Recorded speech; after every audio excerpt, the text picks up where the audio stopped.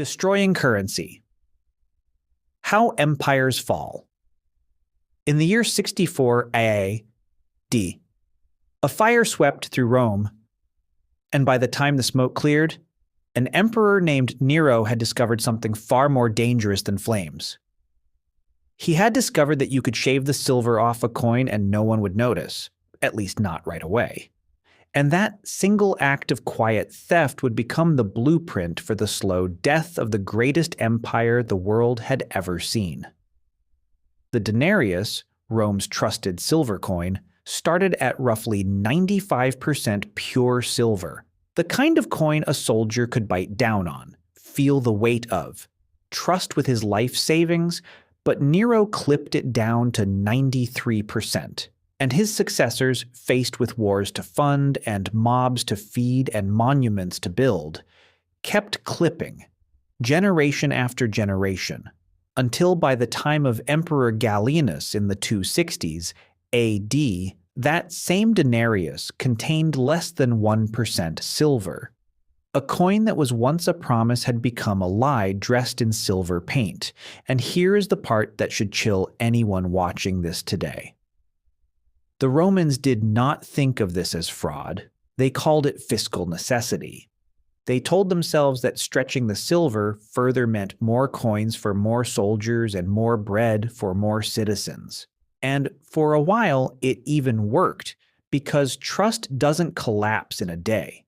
It erodes the way a coastline erodes, invisibly, until one morning the cliff simply isn't there anymore. Merchants started weighing coins instead of counting them. Prices for basic goods like wheat surged by staggering multiples within a single century. Soldiers demanded to be paid in something other than the currency they were dying to protect. And an empire that had once been held together by roads, law, and a shared belief in Roman power slowly discovered that none of those things matter if the money itself is a fiction that everyone has stopped believing in, because that is the secret nobody wants to say out loud. Money has never been paper or metal. Money is a collective agreement, a shared hallucination that this piece of material represents value.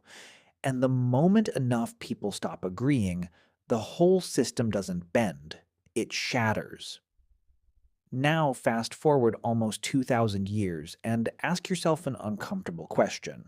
Have we actually learned anything, or have we simply changed the method while keeping the motive identical? Because in 1971, the United States severed the last thread connecting the dollar to gold, and what emerged was a fiat currency, a currency whose value rests entirely on trust in a government rather than on any physical scarcity. Which means the tool Rome used, shaving silver, has been replaced by a tool that is faster, quieter, and far more scalable. Simply printing more of it, expanding the money supply the way Rome once expanded the copper content of its coins, and the results rhyme in ways that should keep economists awake at night. Because when more currency chases the same goods, prices rise, savings quietly lose their power, and the people who feel it first are never the wealthy who own assets that inflate alongside the currency, but the ordinary worker whose wage buys a little less bread every single year, exactly as it was for the Roman farmer watching his coins buy less grain with each passing decade. And this is where the modern debt crisis enters the frame, because global government debt has ballooned into the tens of trillions, and the strategy for managing debt this large is rarely to pay it back in real terms. It is to inflate it away, to let the currency quietly shrink until the debt feels smaller.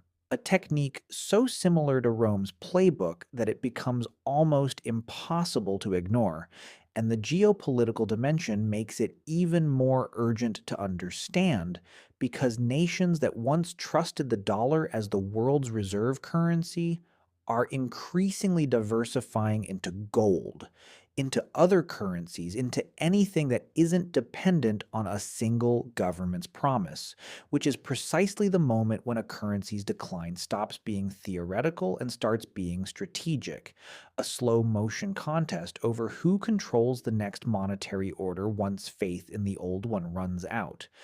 So, where does that leave us in this historical cycle?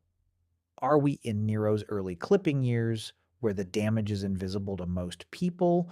Or are we closer to Gallienus, where the coin is nearly worthless and the cracks are visible to anyone paying attention? And honestly, the answer probably depends less on the year and more on how much of your own wealth is tied to a currency that can be quietly diluted without your permission, which is why history's harshest lesson isn't really about Rome at all. It's a survival lesson for anyone alive today.